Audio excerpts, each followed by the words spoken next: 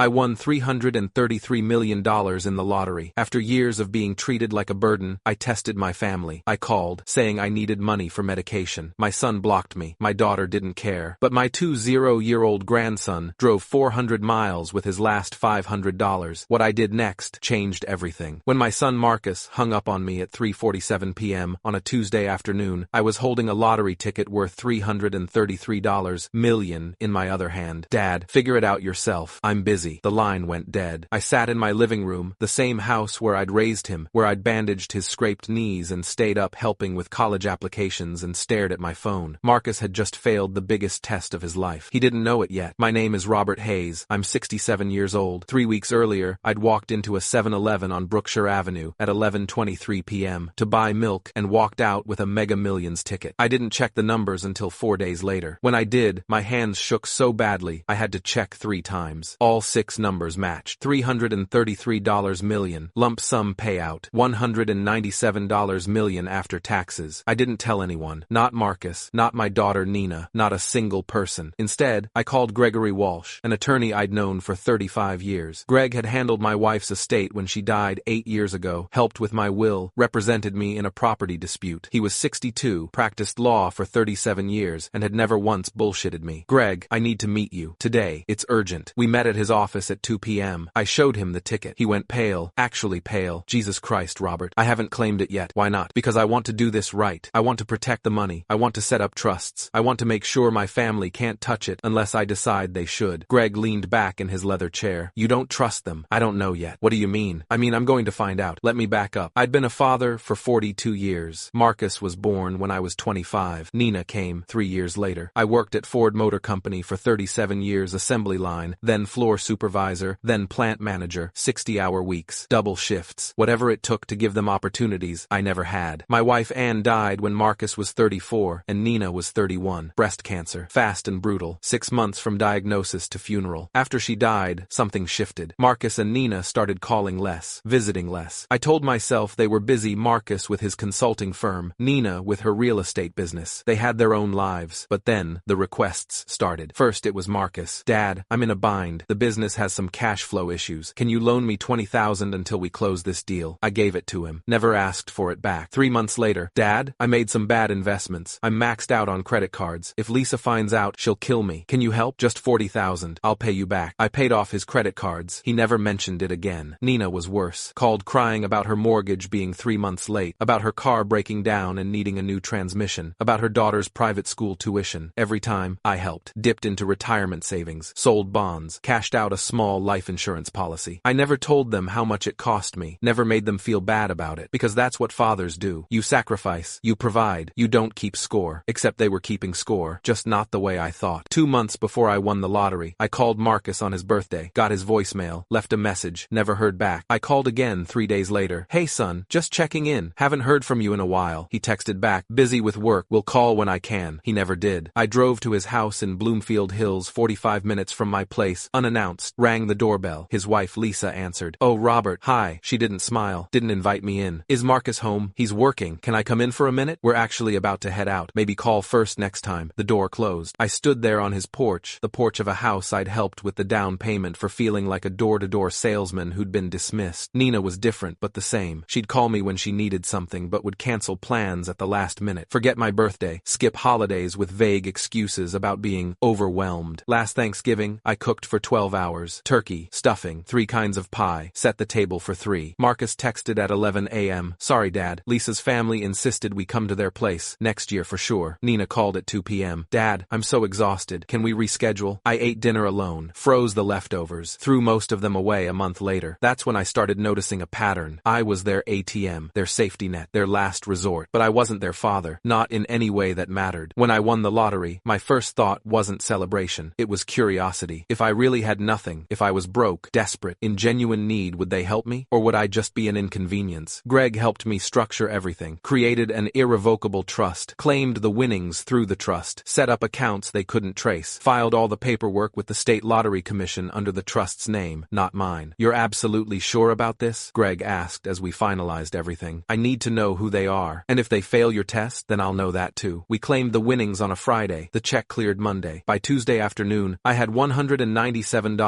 million sitting in investment accounts managed by Whitmore Financial Group, a firm Greg recommended, run by Sandra Whitmore, a fiduciary advisor with 26 years of experience. Your children don't know about this? Sandra asked during our first meeting. No. May I ask why? Because I'm about to find out if they deserve to. She nodded slowly. I've seen this before. Sudden wealth, family dynamics shift. People you thought you knew become strangers. What usually happens depends on the family, but in my experience, money doesn't change people. It just reveals who they always were. I ran the test on a Tuesday. Called Marcus first at 3:30 p.m. He answered on the fourth ring. Dad? What's up? I'm in a meeting. Marcus, I need to ask you something. I'm in trouble. What kind of trouble? I can't afford my heart medication this month. My prescription ran out and I don't have the money to refill it until my Social Security comes through. Can you help me with $200? Just until the 15th? Silence. Then, Dad, I can't keep enabling this behavior. That tone, like I was a teenager asking for beer money. Enabling what behavior? This constant need for financial help. You need to learn to budget better. You're on a fixed income. You need to live within your means. Marcus, it's my heart medication. I need it to live. Have you tried calling the pharmaceutical company? They have assistance programs. Or go to the ER. They can't turn you away. I'm asking my son for $200, and I'm telling you I can't. Lisa and I have expenses. Private school for the kids. The boat payment. We're stretched thin. The boat. The 35-foot boat I'd watched him buy last summer. The boat loan I'd helped him qualify for by paying off his credit cards. You have a boat, but you can't help your father with medication. That's not fair, Dad. Look, Nina and I have been talking. You're getting older. You're having these issues. Maybe it's time to consider assisted living. They handle medications, meals, everything. You wouldn't have to worry. Assisted living. They wanted to warehouse me. Marcus, I'm actually going to block your number for a while. Nina thinks we're being too soft. She says sometimes tough love is what people need to finally make changes. I think she's right. You're blocking me? Just for a month or so. Give you time to figure things out. I've got to go. Meeting's starting. The line went dead. I sat there, numb. My son had blocked me rather than give me $200. I looked at my phone, at the bank app showing $197 million in assets. Then I called Nina. Nina answered on the second ring. Dad, this isn't a good time. Nina, I need help. With what? I can't afford my heart medication. I need $200 until my Social Security. She laughed. Actually, laughed. Are you serious right now? Yes. I'm asking for help. Dad, I saw your Facebook post yesterday. You were at Starbucks. You posted a picture of a latte. If you can afford Starbucks, you can afford your pills. That was a small coffee. $2. $2 adds up. You know what your problem is? You don't track your spending. You make these little purchases and wonder why you're broke. That's not my problem. I'm asking my daughter for help with medication I need to live, and I'm telling you I can't help you. I have a mortgage. I have car payments. I have Melissa's tuition. You think I'm made of money? I'm not asking for much. It's never just once with you, Dad. It's always something. You need to get your finances together. Maybe sell the house. Downsize. I've got to go. Showings all afternoon. Click. She hung up. I sat there with my phone in my hand, watching the screen fade to black. 2 calls. 2 rejections. I had 1 call left. My grandson Tyler was 20 years old. Marcus's kid. He went to Wayne State University, studying engineering. Lived in a small apartment near campus. Worked part-time at a bookstore, Chapter House on Woodward Avenue, making maybe $12 an hour. We'd always been close. Even after Marcus started pulling away, Tyler would call me. Come over for Sunday dinners. Actually listen when I talk. Last time I saw him, 3 weeks ago, he'd mentioned his car was dying. Transmission's going. Mechanic says it'll cost more to fix than the car's worth. What are you going to do? Keep driving it until it dies, I guess. Can't afford anything else. Now I was about to call and ask him for money he definitely didn't have. My hand shook as I dialed. He answered immediately. Grandpa, hey, what's up? Just hearing his voice, genuinely happy to hear from me, made my throat tight. Tyler, I need to ask you something. I'm in a difficult spot. What's wrong? Are you okay? I can't afford my heart medication this month. I need about $200 until my Social Security check comes. I know you're tight on money, so if you can't, how much do you need exactly? No hesitation, no lecture, just how much? 200. But Tyler, I know you're working your way through school. If you don't have it, I've got about 500 in my checking account. I can Venmo it right now. Do you need more? I can pick up extra shifts. $500. Probably everything he had until his next paycheck. Tyler, I can't take your money. Grandpa, stop. You've never asked me for anything. Not once. Ever. When my car broke down last year, you gave me rides for 3 months. When I couldn't afford textbooks, you bought them. You don't ask for help. So if you're asking now, it's serious. I'm sending the money right now. I heard tapping him, typing on his phone. I sent 500. Is that enough? Do you need me to drive down? I can leave right now. Are you okay? Should I call someone? My eyes were burning. Tyler, I'm okay. The money helps. I can't tell you what this means. You don't have to. You're my grandpa. I love you. We hung up. I sat in my living room and cried for the first time since Anne's funeral. That weekend, I bought Tyler a car. Called Honda of Detroit. Asked for the sales manager. I want to buy a car. car. Cash. I need it delivered to an address in Ann Arbor by Saturday morning. What kind of car? Honda Civic, new, 2023, silver, loaded with every safety feature you have, whatever that costs. That's about $28,000, sir. Done. Here's the delivery address. Saturday morning at 9 a.m., I called Tyler. Hey, can you come by the house this afternoon? I need help with something. Sure, I'll leave in an hour. He pulled up in his dying Nissan at 11:30 a.m. I was standing in the driveway. Behind me, covered with a tarp, was the Civic. What's under the tarp? He asked, walking up. Come see. I pulled the tarp off. Tyler stopped, stared. Grandpa, whose car is that? Yours. What? Title's in your name. Insurance is paid for a year. It's yours. He just stood there, looking between me and the car. I can't accept this. Yes, you can. You gave me $500 when I needed it, when you had nothing, when your own father wouldn't even talk to me. This is what that meant to me. He was crying now. Grandpa, this is too much. It's not enough, but it's a start. He hugged me. Actually hugged me. Not the obligatory holiday hug, but the kind that means something. I love you, he said. I love you too, kid. Sunday afternoon I got a call from Marcus. Dad, we need to talk. Nina and I are coming over. They arrived at 2 p.m. Marcus's black Audi, Nina's white Mercedes, both of them dressed like they were going to a country club. They walked in without knocking, saw Tyler in the driveway, washing his new car with a huge smile. Whose car is that? Nina demanded. Mine, Tyler called out, waving. Grandpa bought it for me. Marcus's face went from confused to red in about 3 seconds. Dad, kitchen. Now, we sat around my kitchen table, the same table where I'd fed them for 30 years, where I'd helped with homework and listened to teenage drama and tried to teach them to be decent human beings. Where did you get money for a car? Marcus said. His voice was tight, controlled, the voice he used in business meetings. I had some savings. Bullshit. Nina leaned forward. Last week you were begging us for medication money. This week you're buying cars? What's going on? Was I begging? I kept my voice calm. I thought I was asking my children for help. Don't play games, Marcus snapped. How much did that car cost? $25,000? $30,000? Where did that money come from? I looked at him, at the Rolex on his wrist, at Nina's designer purse sitting on my table. I decided not to buy my heart medication. Cars for loving grandsons seemed more important. The color drained from Nina's face. You what? You heard me. That's insane, Nina gasped. You can't just stop taking your pills. Oh, now you care about my health. Dad, this isn't funny, Marcus said. If you're having some kind of episode, we need to talk about getting you help. Episode. That's a nice word for it. I'm serious. This behavior doesn't make sense. You're either lying about being broke or you're having a breakdown. I stood up, walked to the living room, came back with a folder, slid it across the table. Let's talk about money, I said. Marcus opened it. Inside were bank statements, loan records, printouts I'd had Greg prepare. March 2022, I said. Marcus, you asked me for $20,000. Business cash flow problems. Remember? His face went white. I took it out of my retirement savings. You said you'd pay me back. You never did. Dad, July 2022. You needed $40,000 to cover credit card debt. I sold bonds. Anne left me. You said thank you once and never mentioned it again. I turned to Nina. Nina, your mortgage, 3 months behind. I gave you $18,000. You cried. Said I saved your life. That was 15 months ago. You've called me twice since then. Both times. To ask for more money. That's not fair, she whispered. Your car transmission, $4,000. Melissa's tuition, $8,000. Your property tax bill, $6,500. I laid out the statements. Every transaction, every transfer, every check. Do you know how much I've given you both in the last 3 years? They didn't answer. $147,000. Not loans, gifts, because you never paid any of it back. The kitchen was silent. And when I called you, when I asked for $200 for medication, I need to live, you blocked me, Marcus. You laughed at me, Nina. Tyler appeared in the doorway. He'd been listening. His face was pale. You guys have been taking money from Grandpa, he said quietly. For years? That's different, Nina said. We're his children, and I'm his grandson. He called me for help. I gave him every dollar I had. What did you give him? A lecture, I said, about budgeting, about tough love, about assisted living. Dad, if we'd known, Marcus started. If you'd known what? That I actually needed help, that I wasn't just being dramatic.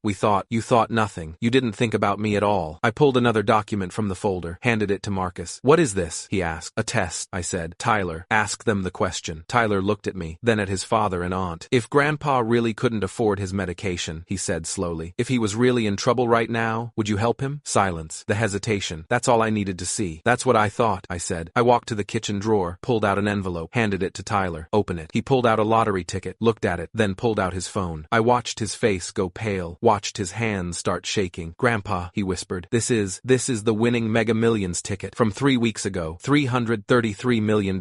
Marcus lunged for it. Tyler pulled back, holding it against his chest. Already claimed, I said calmly, sitting in trusts and investment accounts, with Gregory Walsh as executor, all legal, all protected. I turned to Marcus and Nina. If you'd helped me, if you'd shown even a small amount of kindness, I would have shared everything everything. Set up trusts for you, for your kids, made sure you never worried about money again. Nina's face crumpled. Dad, please, but you didn't help me. You blocked me. You laughed. You told me to figure it out myself. We didn't know. Marcus was standing now, his voice desperate. How were we supposed to know? You weren't. That was the point. I needed to know who you were when I had nothing, when helping me would cost you something. This isn't fair. Nina was crying now. You tricked us. No, I tested you, and you failed. Marcus grabbed my arm. Dad, please, we made a mistake. We can fix this. Just give us another chance. I pulled my arm away. I gave you chances. For 3 years. Every time you asked for money and I gave it without hesitation. Every time you skipped holidays or forgot birthdays or treated me like an inconvenience. Those were all chances. I picked up my phone, pulled up an email from Greg, showed it to them. This morning, Gregory Walsh purchased certain debts on my behalf. Your boat loan, Marcus. Nina's credit cards. Her second mortgage. Your car payment. I own them now. What? Marcus whispered. I'm your creditor. 24% interest. Industry standard. Full balance due in 30 days. 30 days? Nina screamed. We don't have that kind of money. I know. That's the point. What do you want from us? Marcus's voice was shaking now. I want you to understand what it feels like to need help and have nowhere to turn. You can't do this. Nina was on her feet. We're your children, and I'm your father. The father you discarded the moment I wasn't useful anymore. If we can't pay, Marcus couldn't finish the sentence. Then I seize collateral. The boat, your cars, whatever the contracts allow. I have excellent lawyers now. Gregory Walsh and his entire firm. They'll keep you in court until you're destitute if that's what it takes. Why are you doing this? Nina sobbed. Because you need to learn what I learned. That the people who are supposed to love you aren't always the ones who do. I turned to Tyler, put my hand on his shoulder. Your tuition is covered. Undergraduate and graduate school. Full ride, housing, books, everything. Tyler was crying now too. Grandpa, you chose to help me when it cost you everything you had. That's worth more than any amount of money. Marcus and Nina stood there, watching their inheritance disappear, watching it go to Tyler instead. Please, Marcus begged. Dad, please, we're sorry. We'll do better. You'll what? Pretend to love me because I'm rich now? Visit me because you have to, instead of because you want to? That's not fair, Nina shouted. You're right. It's not fair, but it's honest. And that's more than I got from either of you. They left 20 minutes later. No goodbye. No apology that mattered. Tyler stayed. Grandpa, he said quietly, did you really need that medication? No, I'm healthy. The test was fake. But the money you gave us that was real? Every dollar. Because when someone you love needs help, you help them. No questions. No conditions. What are you going to do with all that money? I'm going to live my life, travel, do things your grandmother and I never got to do, and I'm going to make sure you never have to worry about student loans or starting out broke like I did. They're going to come back, he said, when they realize you're serious. I know. That's why Greg already has restraining orders prepared. This is insane. It's necessary. They need to understand there are consequences, that I'm not a bank. I'm their father, and fathers deserve respect. Tyler hugged me again. I'm sorry they're like this. Don't apologize for them. You're nothing like them. 2 days later, Marcus showed up at my door. I didn't let him in. Dad, I need to talk to you. No, please. 5 minutes. You blocked my number, remember? Tough love. To help me learn. I was wrong. I'm sorry. Can we please just talk? About what? About how you need money? About how you'll promise to change if I just give you another chance? He looked at the ground. Lisa left me. That surprised me. What? She found out about the debt, about the boat being repossessed. She's filing for divorce, taking the kids. I should have felt something. Sympathy. Regret. Something. I felt nothing. I'm sorry to hear that. That's it? That's all you have to say? What do you want me to say, Marcus? I want you to help me. I'm your son. Now I'm your father. When you needed $200 for me, I was an inconvenience. I made a mistake. You made a choice. Now you're living with it. So that's it? You're just gonna cut me off? After everything? After everything? I laughed, a bitter sound. Marcus, I gave you everything. My time, my money, my pride, and you gave me nothing when I actually needed you. I don't even recognize you anymore. Good, because the man you knew was a doormat. This man has self-respect. I closed the door. 3 months later, I was sitting on a beach in Hawaii. Tyler had spring break. I flew him out, first class. We stayed at the Four Seasons, went snorkeling, ate at restaurants where the menu didn't have prices. This is insane, Grandpa, he said one night over dinner. I'm eating $100 steak. Get used to it. When I die, everything goes to you. The whole trust. I don't want to think about that. Well, I need you to know. Gregory has all the paperwork. The trust is ironclad. Marcus and Nina can't contest it. I made sure. Have they tried? Marcus hired a lawyer. Lasted 2 weeks before he couldn't afford the retainer. Nina sent emails. I have them blocked. Do you miss them? I thought about that. Really thought about it. I miss who I thought they were. I don't miss who they actually are. That's sad. No, it's freeing. I spent years making excuses for them, telling myself they were busy or stressed or going through something. Now I know the truth. They didn't love me. They loved what I could give them. I love you, Tyler said. I know you do. That's why you're here. 6 months after the test, Nina showed up at my house. She looked terrible. Thin, dark circles under her eyes, driving a 10-year-old Honda instead of her Mercedes. Dad, can we talk? No. No, please, I'm begging you. I lost everything. My house, my business, my marriage. Doug left me. I'm living with a friend. I work at Target. I stock shelves. I need help. Miller's Diner is hiring dishwashers, I said. The grocery store needs overnight stockers. I worked those jobs for 20 years to raise you. Your turn. You can't be serious. I've never been more serious. I'm your daughter, and I'm your father. The father you laughed at when he needed medication. I didn't know you had all that money. Exactly. You didn't know. So you showed me who you really are. Someone who only cares when there's something in it for them. I'm sorry. I'm really, truly sorry. I believe you're sorry you failed the test. I don't believe you're sorry for who you are. What do I have to do? What can I do to fix this? Nothing. There's nothing you can do. You can't unfail a test. You can't unblock a phone call. You can't unlaugh at your father's pain. She broke down, sobbing on my porch. I closed the door. 1 year after I won the lottery, I got a call from Greg Walsh. Robert, I have some news. Marcus filed for bankruptcy. Chapter 7. Total discharge. Good. You don't want to know the details? Not particularly. And Nina, she's struggling. Lost custody of Melissa. Courts awarded custody to Doug. She gets supervised visitation. That's between her and the courts. You don't feel anything? I feel sad that my children turned out to be people I don't respect, but I don't feel guilty. I gave them every opportunity to be decent. They chose otherwise. And Tyler? Thriving. Made Dean's List. Has a summer internship at an engineering firm. Good kid. You did right by him. I did right by all of them. Only one appreciated it.